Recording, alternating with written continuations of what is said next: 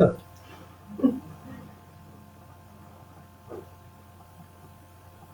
atualizando a carinha do Felipe ainda não apareceu. Estamos ao vivo. Estamos ao vivo. Vamos lá divulgar para todo mundo? Vamos compartilhar esse vídeo.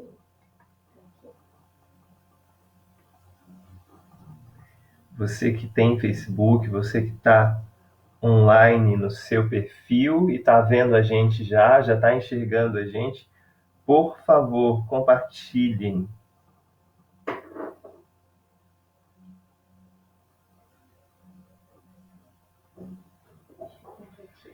Vamos lá, vamos lá.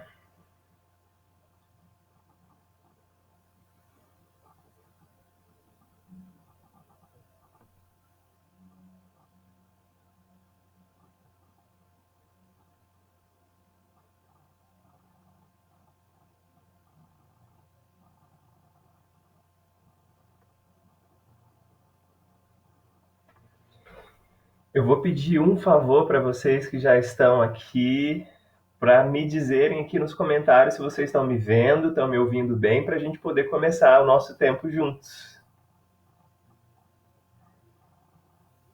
Estou vendo que tem bastante gente entrando aqui, o Gui, o Pastor Binho. Isso mesmo, compartilhem aí, mas me digam se vocês estão me vendo e se estão me ouvindo bem. Eu preciso disso para conseguir continuar. Enquanto eu já mando para os meus contatos aqui, dizendo que estamos ao vivo, já acabei de mandar no grupo da igreja.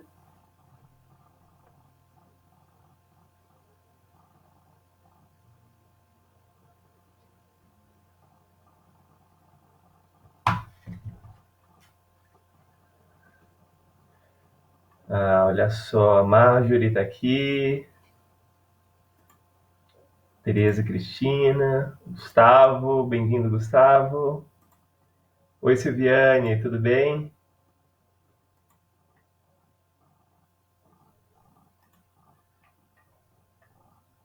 Dona Edna, legal. Vamos lá, só mais uns minutinhos para a gente ter certeza de que todo mundo chegou.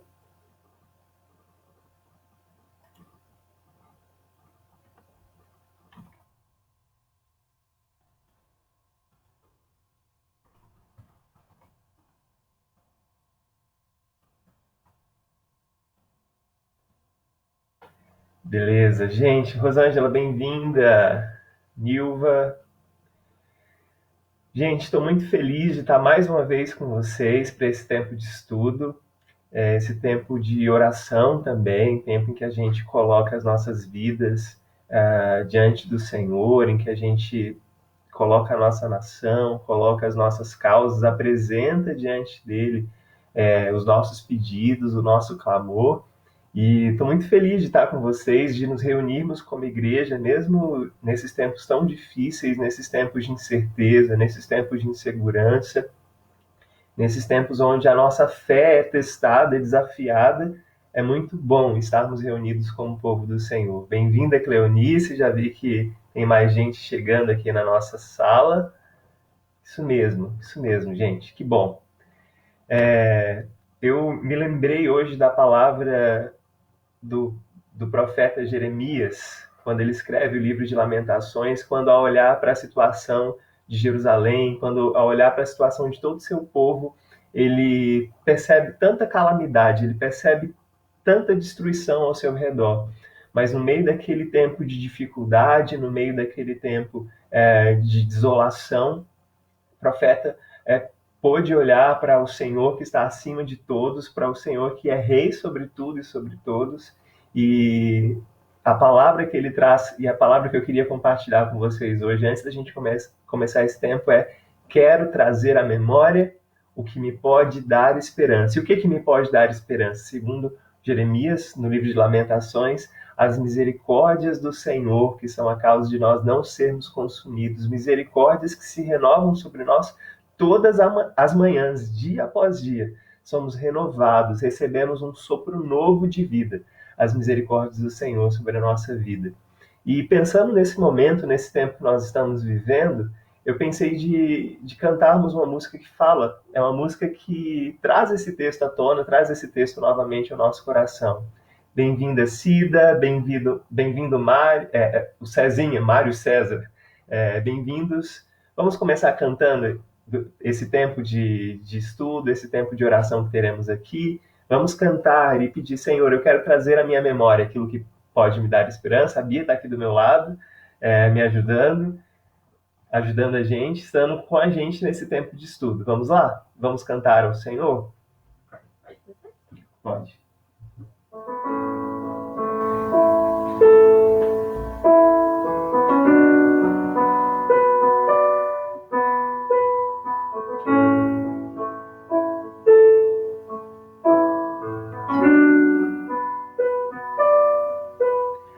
Tantas lutas, tantas dores, num deserto pareço estar, mas te entrego os meus temores. Sei que em ti, Senhor, posso confiar. Quero trazer à memória aquilo que me dá esperança. Quero trazer à memória aquilo que me dá esperança.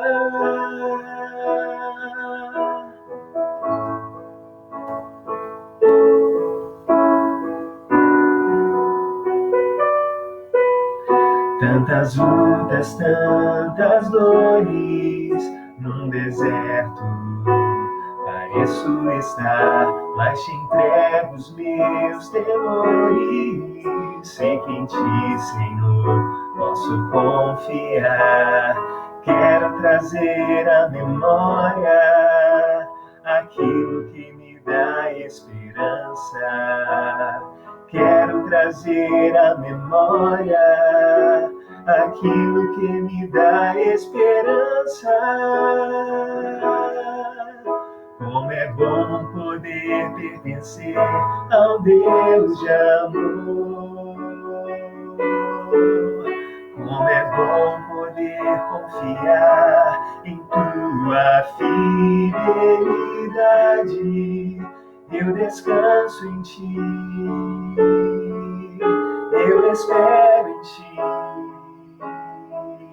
eu te adoro, Deus de amor. Em ti eu posso me alegrar, com ousadia declarar: o Deus a quem eu sirvo nunca falhou e não falhará. Como é bom poder pertencer a um Deus de amor.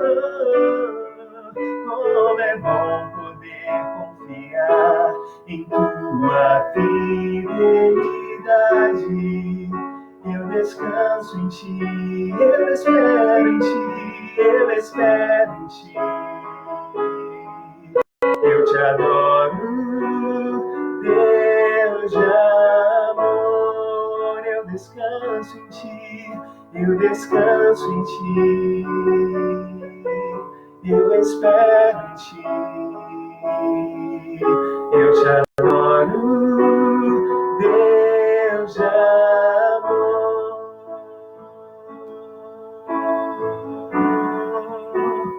Deus de amor, Deus de amor, Deus de amor.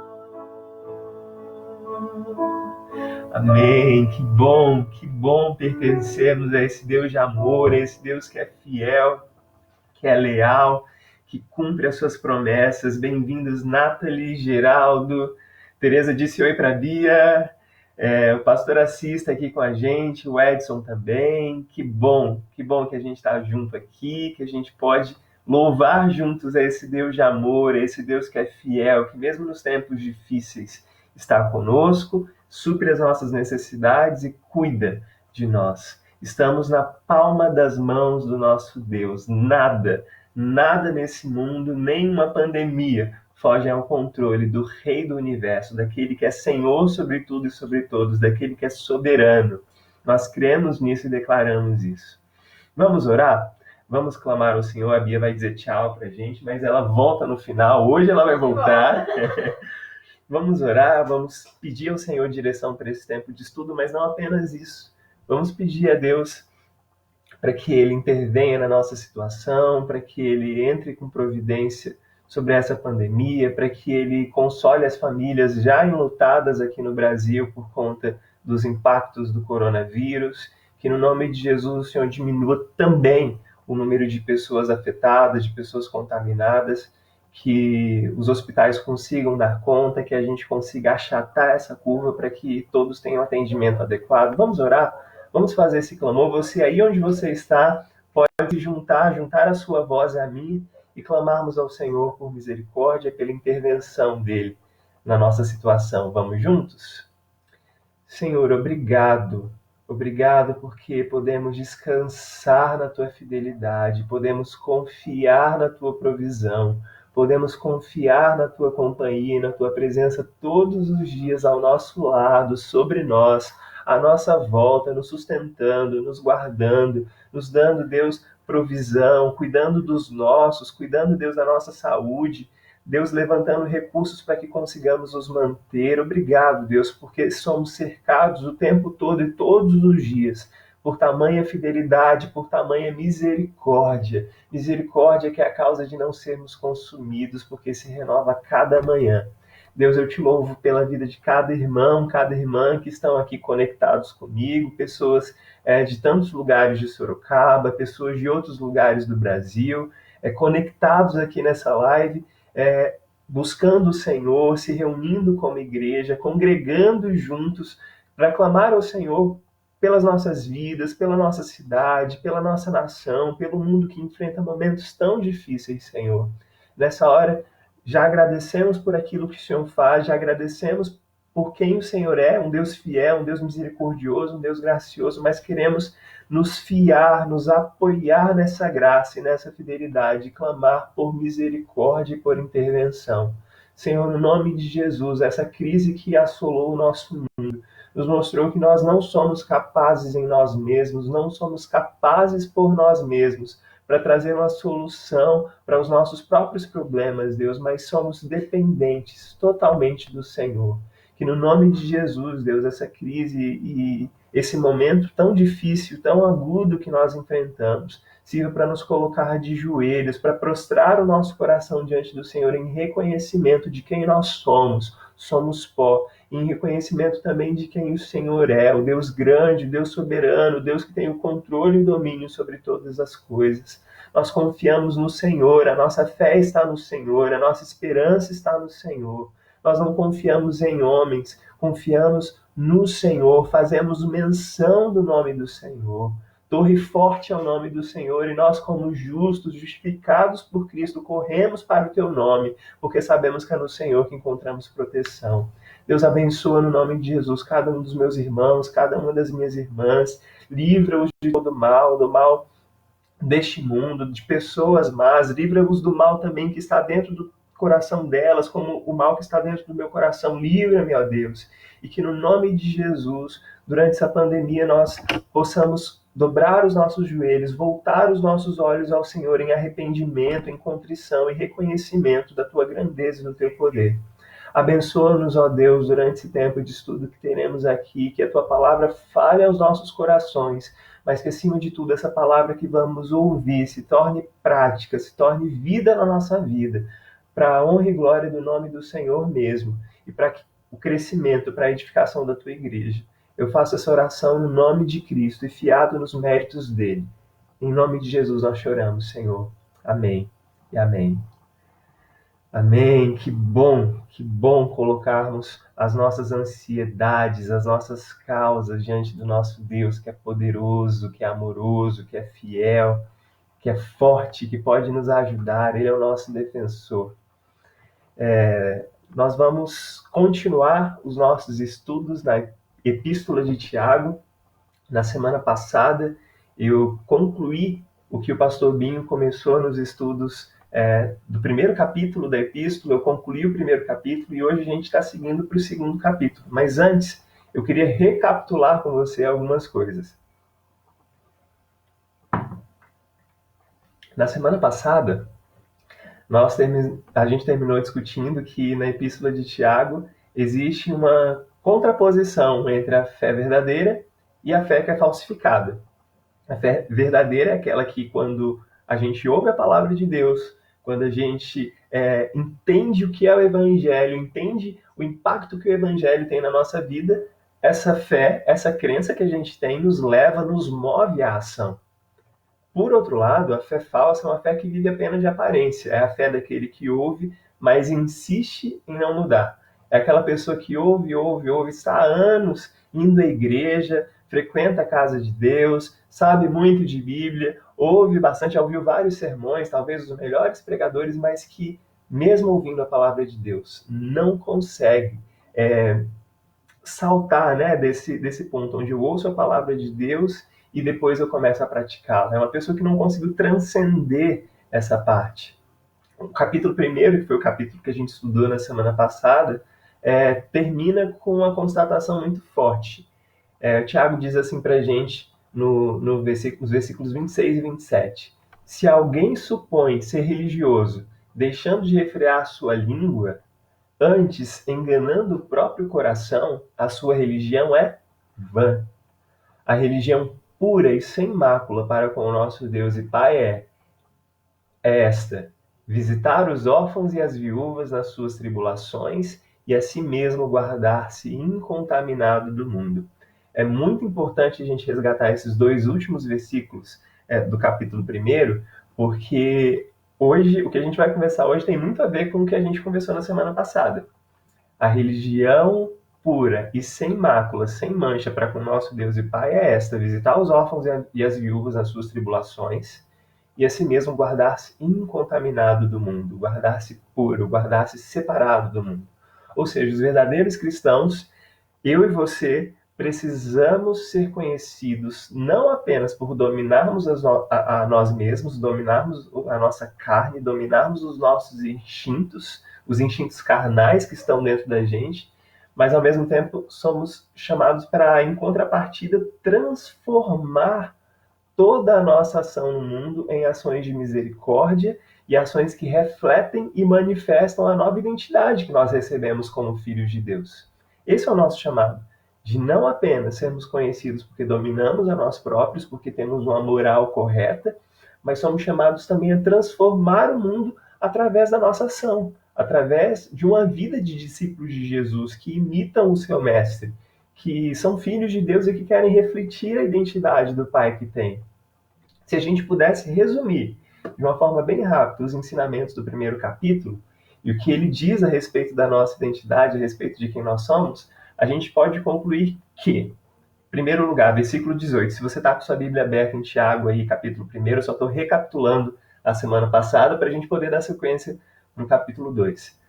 As verdades que o capítulo 1 diz a nosso respeito é que nós nascemos da palavra, versículo 18 diz isso. A segunda verdade é que nós ouvimos a palavra, o versículo 19 fala isso para a gente. Em terceiro lugar, o versículo 21 diz que nós acolhemos a palavra. E em quarto lugar, o versículo 23, nós devemos também praticar a palavra. 4 coisas. Nascemos da palavra, ouvimos a palavra, acolhemos a palavra de Deus. Agora nós devemos também praticar a palavra de Deus. E, gente, como é difícil. Opa, parece que sumiu aqui a imagem rapidinho. Vocês conseguem me ver bem? Bem ok, por favor. Estão me vendo? Alguém está me vendo? Tá, vamos continuar. Que bom. Nós nascemos da palavra, ouvimos a palavra, acolhemos a palavra, mas devemos também praticar a palavra de Deus. Sejam ouvintes, operosos, praticantes da palavra. Ou seja, ser cristão exige de nós uma postura diferente em relação à palavra de Deus.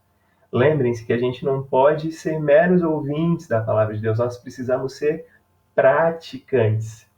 O pastor Hernandes Dias Lopes, o nosso querido pastor presbiteriano, comentando a respeito desse texto, ele diz que ouvir a palavra e falar a palavra não substitui o praticar a palavra. Apenas ter uma confissão de fé ortodoxa correta não substitui praticar a palavra.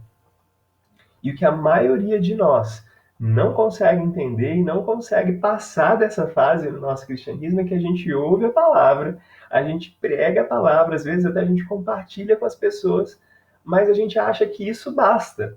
Não.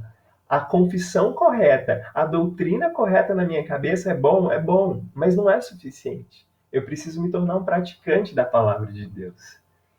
E aí, a gente chega num ponto crucial, gente, porque esse ponto que eu vou tratar agora com vocês, antes da gente entrar no capítulo 2, é um ponto que gerou muita controvérsia já ao longo de toda a história da igreja, e a gente precisa esclarecer algumas coisas, porque todas as vezes que a gente fala em praticar, em fazer, em obras, alguns parecem um resquício daquela doutrina tão combatida na Reforma Protestante do século XVI, a doutrina da salvação pelas obras. Muita gente pode achar que praticar a palavra e praticar boas obras significa estar refém ainda dessa doutrina errônea que foi combatida na Reforma Protestante. A doutrina de que não, eu sou justificado, eu sou salvo pelas obras que faço. Não é isso.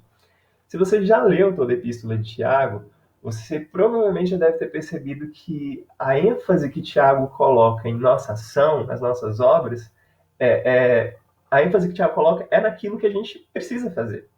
E pode parecer, pode ter um cheiro de justificação pelas obras. E aí eu tenho uma pergunta para vocês, eu quero ver aqui nos comentários vocês respondendo. Vocês acham que as obras que nós praticamos podem nos justificar? Vou repetir a pergunta. Você acha que as obras que praticamos podem nos justificar? Responde aqui para mim nos comentários. Enquanto você está respondendo aí, eu já quero dar a minha resposta. A minha resposta é tripla. A minha resposta é sim, elas podem nos justificar. Não, ela não pode nos justificar. E a terceira resposta é depende. E eu já digo para vocês por quê. Tiago foi uma carta muito desprezada por algum tempo na história da igreja. E para vocês terem uma ideia, o reformador Martinho Lutero considerava a epístola de Tiago uma epístola de palha. Uma epístola que não tinha valor nenhum. É uma epístola que podia ser soprada e jogada fora. Para ele, Tiago não deveria estar nem no cânon sagrado. O Lutero dizia isso porque ele achava que a doutrina que Tiago trazia para a gente sobre praticarmos a palavra, sobre fazermos coisas, sobre sermos abundantes em boas obras, ele achava que a doutrina de Tiago contrariava tudo aquilo que o apóstolo Paulo já tinha dito sobre salvação ser somente pela fé. Tudo isso por conta do desprezo que Lutero tinha a tudo aquilo que parecesse justificação pelas obras. Na verdade, quando Lutero fez esse tipo de comentário, talvez ele não tivesse compreendido muito bem o espírito com o qual Tiago escreve essa carta. Tiago escreveu esses conselhos para a gente, convidando a gente à ação e a uma fé que é uma fé frutífera, uma fé que traz obra, sim. João Calvino, outro reformador, ele teve uma compreensão um pouco melhor do que a compreensão que Lutero teve a respeito do que Tiago queria dizer. Olha só o que Calvino diz. Ele diz que a salvação é só pela fé. Mas a fé salvadora, ela não vem sozinha. Ela vem acompanhada. Como é que essa fé salvadora vem acompanhada? Ela se evidencia pelas obras. A questão levantada por Paulo era: como a salvação é recebida? A resposta é: pela fé somente. Já a pergunta que Tiago traz para a gente era: como essa fé verdadeira é reconhecida? Tiago responde que a resposta é pelas obras. Ou seja, a salvação vem como? Pela fé. Como essa fé é evidenciada? Pelas obras. Ou seja, Tiago e Paulo, eles não estão de forma nenhuma se contradizendo um ao outro, mas eles estão se complementando. Nós somos justificados diante de Deus somente pela fé, mas nós somos justificados diante dos homens, é o que dizia Calvino, pelas nossas obras. Porque Deus pode ver a nossa fé, mas os homens só conseguem ver uma coisa: as nossas obras. Nesse sentido, então, a resposta para a pergunta é: somos justificados pelas obras? A resposta, primeiramente, é não, porque as boas obras que eu pratico não são suficientes para me justificar diante de Deus. Só Jesus, o sacrifício dele na cruz, só aquilo que ele fez por meio da fé que age, que opera em mim, que ele mesmo colocou em mim, me torna justo diante de Deus. Só essa fé. Por outro lado, sim, as boas obras que eu pratico me justificam, mas não diante de Deus. Elas me justificam diante das pessoas, evidenciando que eu já estou justificado diante de Deus. Isso é muito lindo, porque eu não preciso deixar uma coisa em detrimento da outra. Eu preciso sim saber que sou justificado por fé. As obras não me salvam diante de Deus, porém, as obras evidenciam para esse mundo perdido, esse mundo que está em trevas, esse mundo tão carente da luz, que existe luz dentro de mim. As obras são uma forma de eu manifestar essa luz para as pessoas. Isso é uma coisa muito linda. Fechado esse assunto, vocês estão comigo até aqui? Vocês estão comigo até aqui? Me respondam se vocês ainda estão comigo, se estão conseguindo acompanhar a linha de raciocínio. Talvez eu fale demais. Mas vamos lá então para o capítulo 2 de Tiago. Nós veremos hoje que, além de uma fé operosa e praticante, Tiago nos exorta para que a nossa fé não se baseie em acepção de pessoas. Vocês lembram qual foi o finalzinho do capítulo 1? A fé verdadeira é aquela que assiste os órfãos e as viúvas, que naquela época eram as pessoas na sociedade mais vulneráveis, mais fragilizadas naquilo que tinham, que possuíam, ou na falta de uma assistência assim, governamental, na falta de uma assistência, eram pessoas desamparadas pela sociedade. E Tiago diz que a religião verdadeira é aquela que se preocupa com os desamparados, com os menos afortunados que nós. Além da fé operosa e praticante, Tiago exorta que a nossa fé não se baseie na acepção de pessoas. Vamos ler os versículos de 1 a 13? Deixa eu só conferir se é isso mesmo. De 1 a 13, Tiago 2, de 1 a 13. É uma leitura um pouco mais comprida, mas eu conto com você. Se você está com sua Bíblia, abra ela aí e vamos ler juntos. Vamos ler? Meus irmãos, não tenhais a fé em nosso Senhor Jesus Cristo, Senhor da glória, em acepção de pessoas. Se, portanto, entrar na vossa sinagoga algum homem com anéis de ouro nos dedos, em trajos de luxo, e entrar também algum pobre andrajoso, e tratardes com deferência o que tem os trajes de luxo, e lhe disserdes, tu, assenta-te aqui em lugar de honra, e disseres ao pobre, tu, fica ali em pé, ou assenta-te aqui abaixo do estrado dos meus pés, não fizestes distinção entre vós mesmos, e não vos tornastes juízes tomados de perversos pensamentos? Ouvi, meus amados irmãos, não escolheu Deus os que para o mundo são pobres para serem ricos em fé e herdeiros do reino que ele prometeu aos que o amam? Entretanto, vós outros menosprezastes o pobre. Não são os ricos que vos oprimem e não são eles que vos arrastam para tribunais? Não sabem eles, os que blasfemam, o bom nome que sobre vós foi invocado?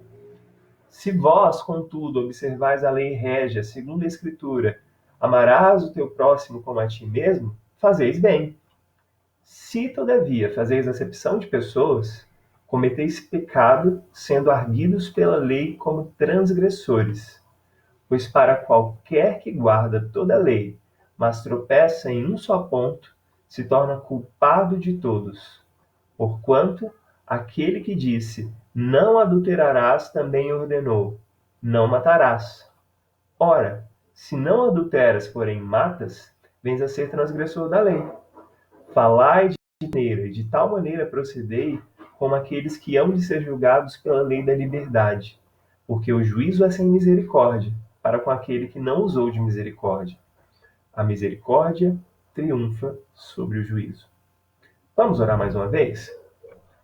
Senhor, essa é a tua palavra, e eu peço que no nome de Jesus o Senhor tenha misericórdia de mim, tenha misericórdia de cada uma das pessoas que estão do outro lado assistindo, e que o Senhor fale aos corações deles, que o Senhor fale ao meu coração, que o Senhor nos edifique e nos ajude a não sermos meros ouvintes da tua palavra, mas a nos tornarmos praticantes, operosos, e que abundemos em boas obras como evidência da graça que já recebemos, a graça da qual nós já fomos alvos, que no nome de Jesus cada um dos meus irmãos tenha a oportunidade de manifestar boas obras, porque assim seremos reconhecidos pelo mundo. É o que eu te peço em nome de Jesus. Amém. Amém.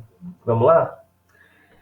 Quando o pastor Hernandes, que foi uma das leituras que eu fiz para poder trazer esse estudo para vocês, comentou a respeito desse segundo capítulo da Epístola de Tiago, ele dizia que Tiago mostra que a maneira como nós nos comportamos com as pessoas ao nosso redor indica o que nós realmente cremos a respeito de Deus. Nós não podemos, de forma alguma, separar o nosso relacionamento humano da comunhão que nós temos com Deus. Nesse texto que a gente acabou de ler, Tiago diz que nós podemos testar a nossa fé pela maneira como nós tratamos as pessoas. E aí, depois de ter acabado de ler esse texto de Tiago, capítulo 2, o comecinho desse texto, a pergunta que fica é: será que a fé que eu digo que tenho tem se evidenciado na forma como eu trato as pessoas? Responde para mim aqui nos comentários. A fé que você diz que você tem, a fé cristã, que segue os princípios de Jesus, que diz que age como Jesus, tem sido uma fé que se evidencia não apenas pelas suas palavras, mas se evidencia também pela forma como você trata os seus semelhantes? Talvez o seu marido, sua esposa, seus filhos. A fé que você diz ter é uma fé que se manifesta no seu relacionamento no trabalho, por exemplo.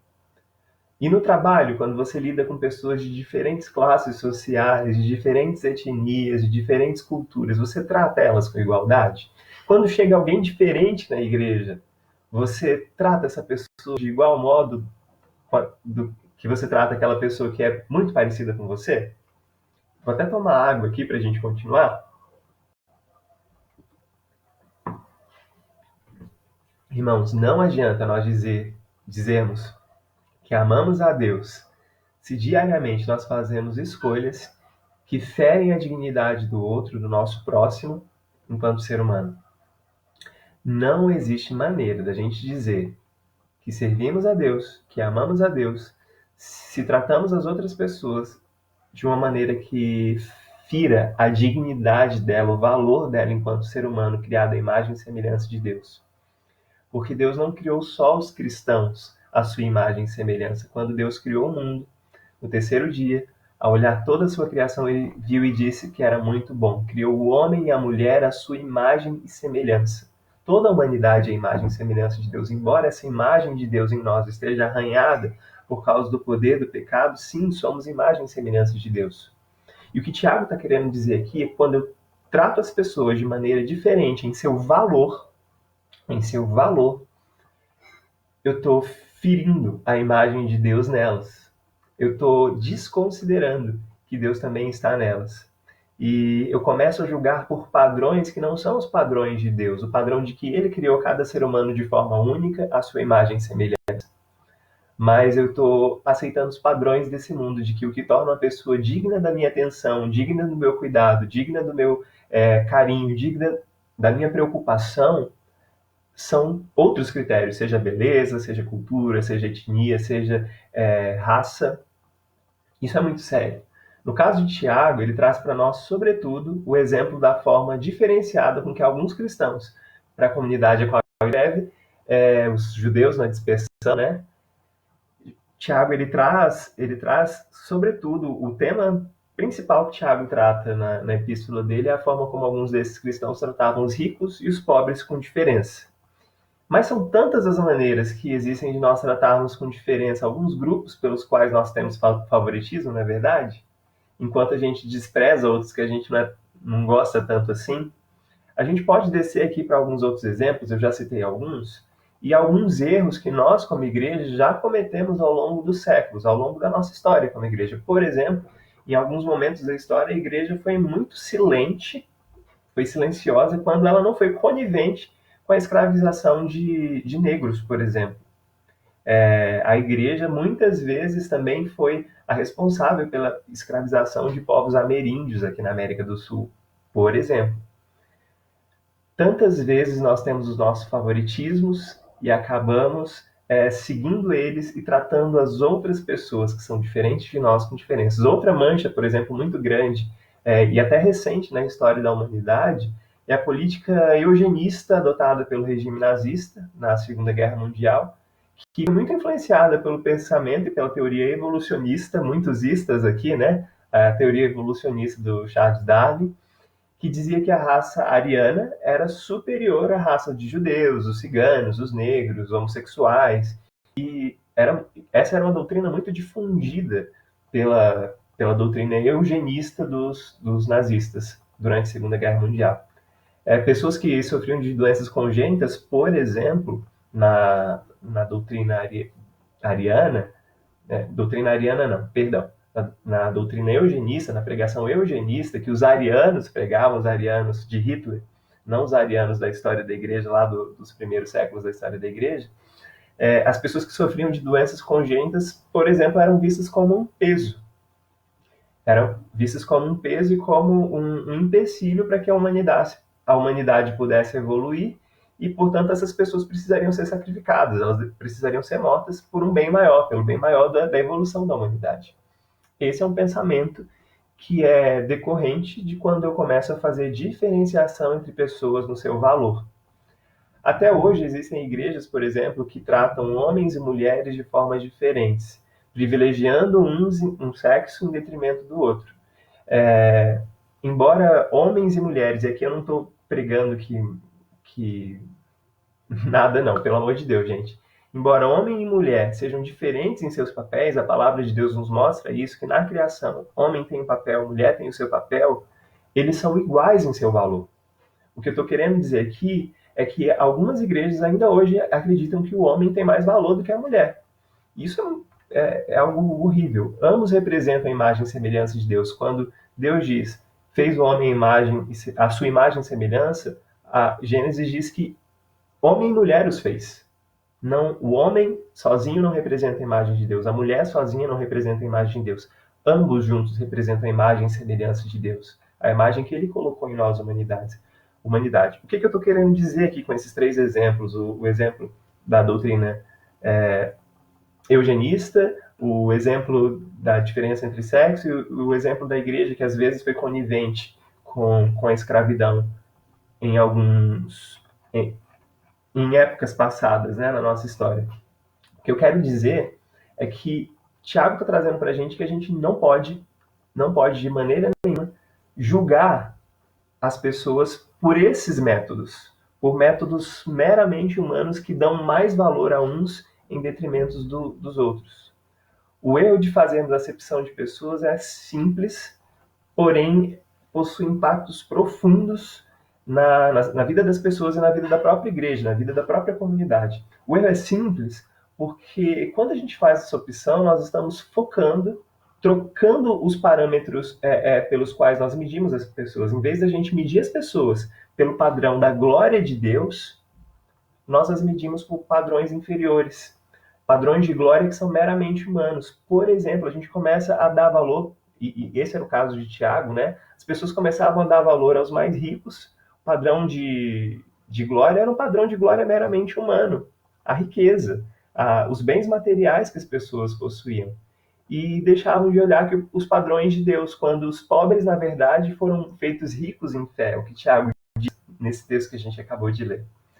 Quando a gente faz distinção em rico e pobre, negro e branco, amarelo, vermelho, quando a gente faz distinção entre homem e mulher, na verdade nós estamos fazendo a distinção entre nós mesmos. E aí, quando a gente opta por esse caminho de fazer acepção de pessoas, e a palavra acepção vem de outra palavra que é asepsia, uma palavra que está muito em voga hoje, principalmente nessa crise do coronavírus. Asepsia é limpeza, é aciamento.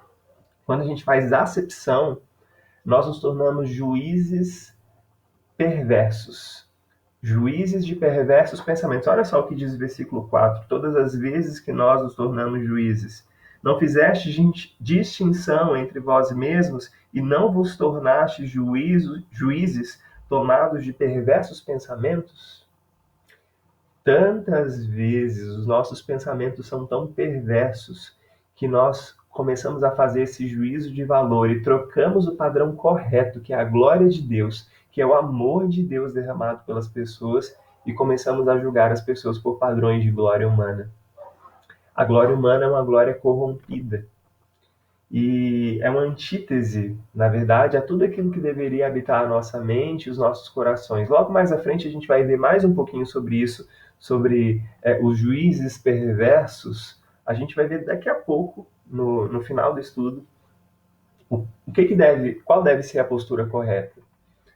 Vou recorrer mais uma vez aqui ao pastor Hernandes, comentando a respeito desses versículos. Ele diz que quando a gente oferece privilégios maiores ao rico e desprezamos o pobre, nós estamos negando a nossa fé no Senhor da glória. Jesus, que é o nosso exemplo maior, ele não valorizava as pessoas pela cor da pele, ele não valorizava as pessoas pela sua beleza, pela beleza das roupas que elas vestiam ou pelo dinheiro que elas possuíam.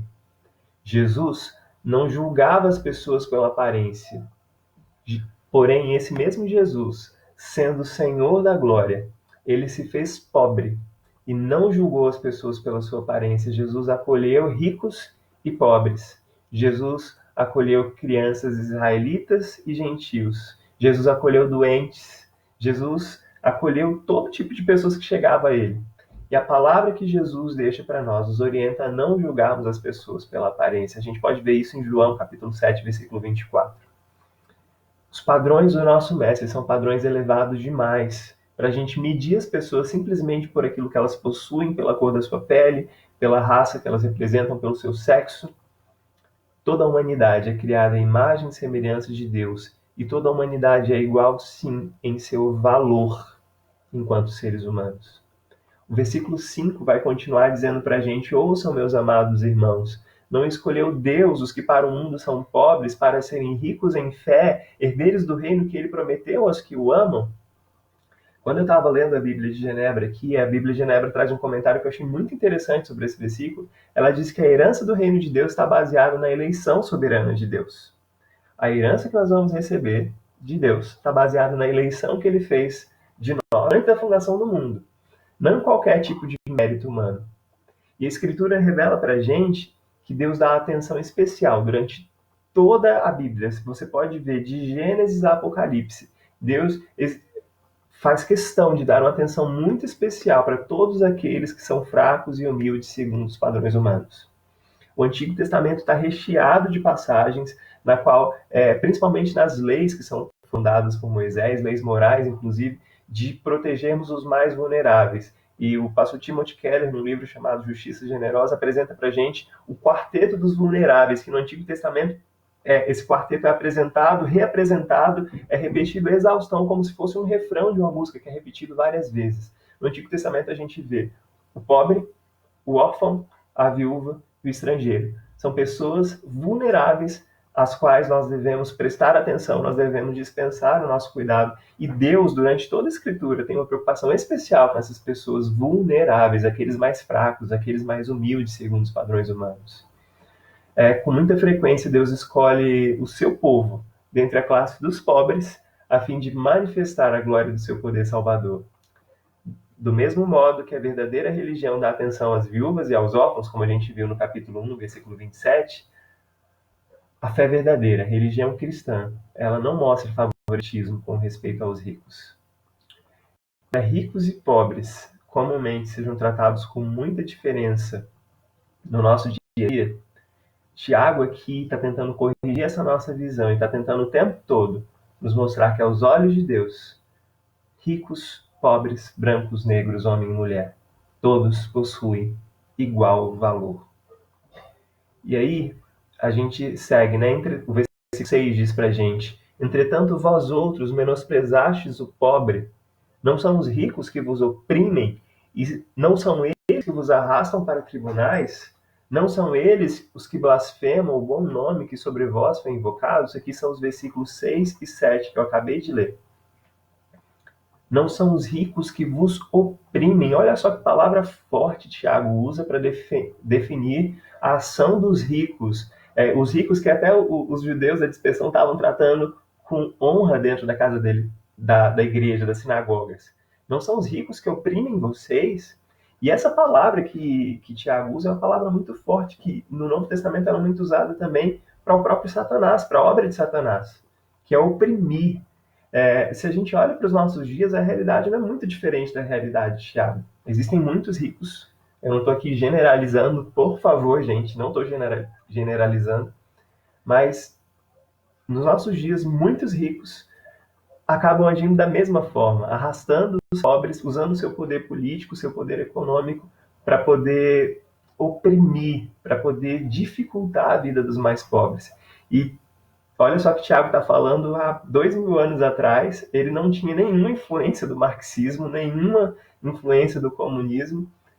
O que Tiago queria dizer é que ser rico não é pecado. Ele não quer dizer que ser rico é pecado. Pelo contrário disso, o que o Tiago quer mostrar para a gente é que ricos e pobres precisam ser tratados da mesma maneira no reino de Deus.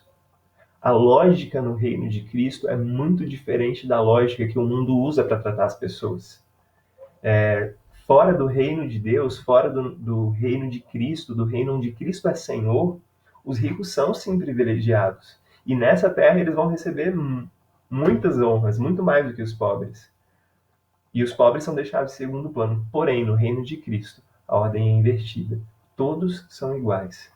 E quando a gente segue para os versículos seguintes, se você está com sua Bíblia, dá uma olhada aí nos versículos 8 e 9, a gente vai ver que Tiago vai apelar para justificar essa doutrina de que as pessoas são iguais ao seu valor, sim. Ele apela para os versículos 8 e 9. Se vós, contudo, observais a lei régia segundo a Escritura, que diz: amarás o teu próximo como a ti mesmo, fazeis bem.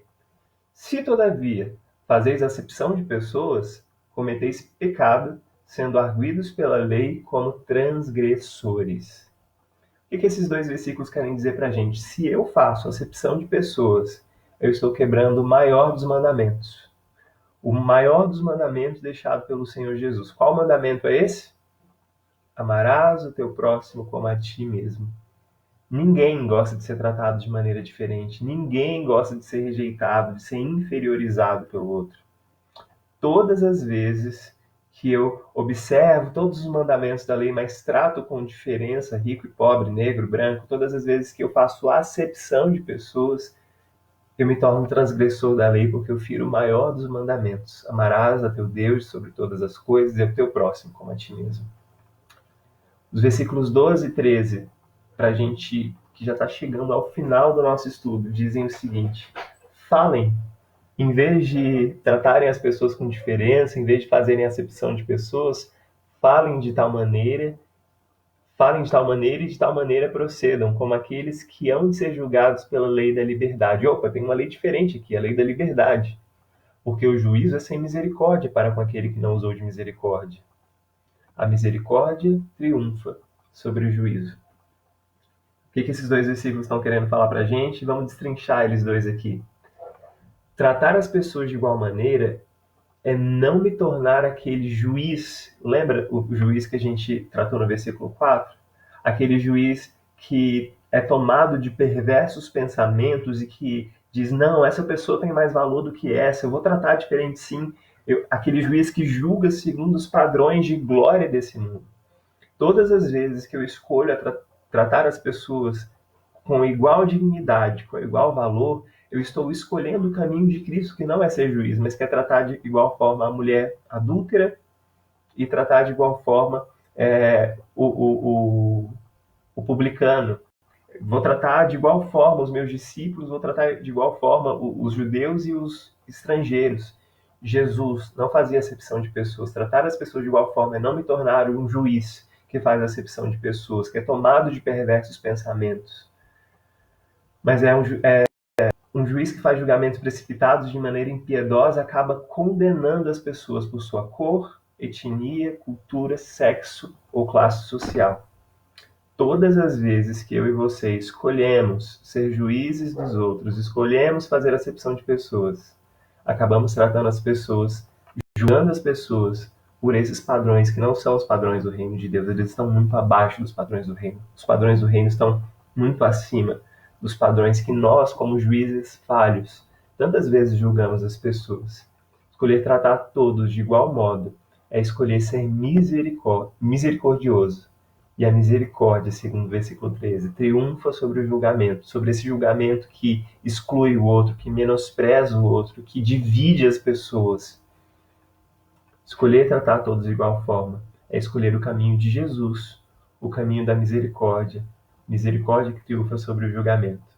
Quando nós não usamos de misericórdia para com as pessoas, nós estamos negando a nossa fé e atraindo sobre a nossa cabeça o juízo de Deus. Nós precisamos estar seguros de que nós praticamos as doutrinas que defendemos. Qual é o maior dos mandamentos? Ame ao seu próximo como a ti mesmo. Ame ao seu próximo como a ti mesmo. Não os trate com diferença. Não faça acepção de pessoas. A misericórdia triunfa sobre o julgamento, mas todas as vezes que eu me coloco como juiz do outro, todas as vezes que eu julgo o valor do outro ser inferior a de alguém que eu tenho preferência, eu estou atraindo sobre a minha cabeça o juízo de Deus. Nós precisamos ouvir a doutrina que diz que somos iguais em valor ao nosso Deus e agir de acordo com as doutrinas que dizemos crer. Você está pronto para isso? Porque as consequências disso que a gente acabou de aprender nesses 3 versículos de Tiago são inúmeras. E são consequências assim que vão impactar a nossa vida no nosso dia a dia. Você está pronto a abrir mão do julgamento? Você está pronto a abrir mão das suas preferências pessoais e começar a tratar as pessoas de igual forma? Até mesmo aquelas pessoas que te chateiam, até mesmo aquelas pessoas que enchem muito a sua paciência, até aquelas pessoas com quem você já teve algum problema, até mesmo aquelas pessoas perto das quais você não se sente confortável. Escolher o caminho de Jesus é escolher tratar as pessoas com igualdade, é exercer misericórdia, e a misericórdia triunfa sobre o julgamento. Existem consequências muito fortes se a gente for seguir isso. Às vezes, alguns ricos e poderosos vão querer nos arrastar para tribunais porque eles vão se sentir menosprezados. Mas o caminho de Cristo não é o caminho mais fácil, é o caminho de negarmos-nos a nós mesmos, tomarmos a nossa cruz e seguirmos Jesus. A gente está chegando ao final. Eu quero chamar a Bia aqui para a gente tocar mais uma vez. Hoje a Bia vai vir.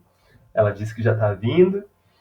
Foi muito bom estar com vocês durante esse tempo. Eu queria saber se vocês têm alguma pergunta. Eu vi aqui que o João disse que está pronto. Que legal, João. Que bom que você está pronto para seguir esse caminho de Jesus, assumir as consequências de ser obediente.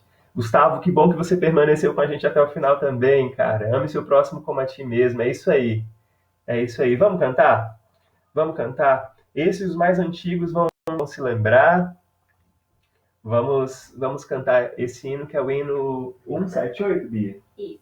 Hino 178, se você está com o seu hinário aí perto de você, é um hino bem antigo, mas que fala muito sobre isso que a gente acabou de conversar aqui.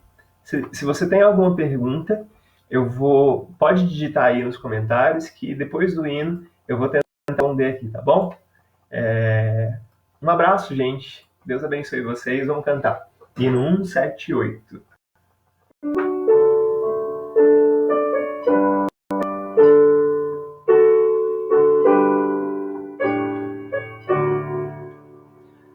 O adorno dessa vida é o amor, é o amor.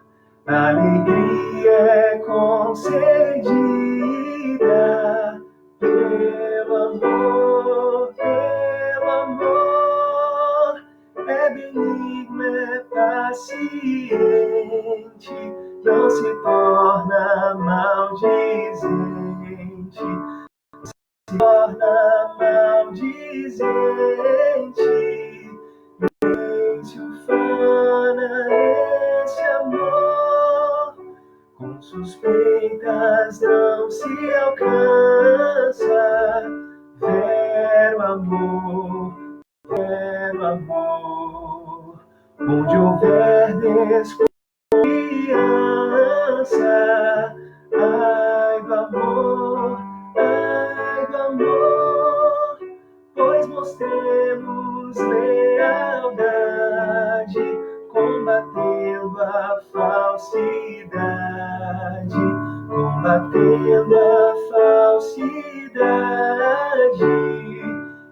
que destrói este amor. Não te irrites, mas tolera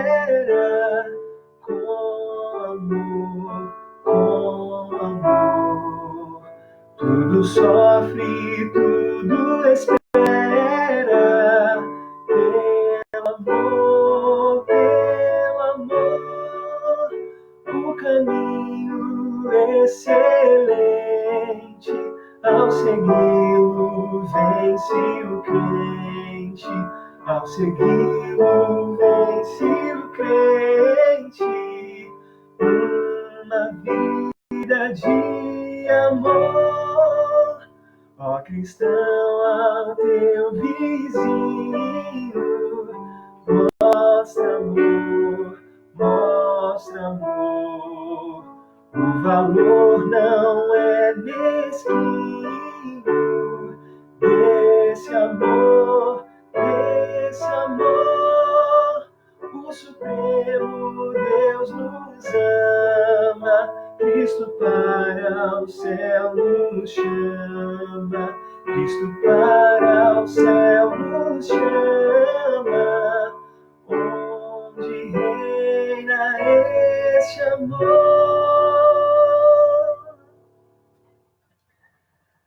Que bom, gente, que bom cantarmos ao Senhor, que bom aprendermos da palavra do Senhor e, acima de tudo, sermos praticantes da palavra. A palavra que nos diz que devemos amar ao nosso próximo como a nós mesmos. A palavra que diz que não podemos fazer acepção de pessoas, devemos tratá-las com igual modo, assim como o nosso Criador colocou em nós, imprimiu em todos nós o mesmo valor. Eu estou vendo aqui o pessoal dizendo amém, Deus abençoe. Que bom, gente, que vocês permaneceram até o final aqui com a gente. Deixa eu ver se tem alguma pergunta.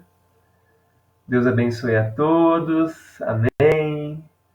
Que bom, gente. Que bom a gente estar juntos aqui. Que bom a gente estar juntos nessa transmissão. Na igreja online, ninguém está deixando de congregar. Deixa eu ver se... Ninguém está deixando de congregar. Estamos juntos aqui no mesmo espírito como igreja. Vamos nos manter aquecidos nesse tempo. Obrigado por estar comigo, por permanecer com a gente aqui até o final. Que Deus te abençoe. E no domingo nós nos vemos novamente. Nos vemos às 9h30 na escola dominical. Nos vemos também no culto à noite às 19h30. Permaneça nos grupos de WhatsApp, se mantendo conectado com os nossos irmãos da igreja. Não vamos deixar a nossa comunhão se esfriar, apesar da distância, do distanciamento físico que a gente tem que praticar durante esses dias. Esteja próximo virtualmente, ligue para um irmão, mande um abraço para alguma família da igreja. Vamos permanecer juntos nesse tempo de crise, para que quando a gente puder voltar a congregar juntos, o nosso abraço seja um abraço mais caloroso ainda e a nossa presença juntos possa alegrar um ao outro. Deus te abençoe e até o nosso próximo encontro, se Deus quiser. Um abraço!